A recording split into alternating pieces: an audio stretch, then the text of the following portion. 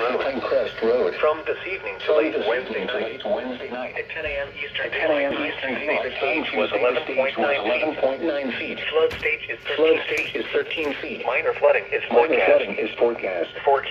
The river is expected to rise above flood stage late this evening to a crest of 13.4 feet tomorrow morning. It will then fall below flood stage early Thursday morning. Impact.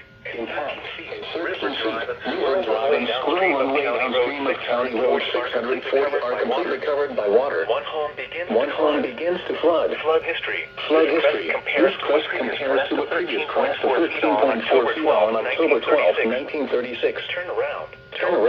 Don't drown when encountering flooded roads. Most flood deaths occur in vehicles. Additional information is available at www.weather.gov. The next statement will be issued this evening at 10:45 p.m. Eastern Daylight Time.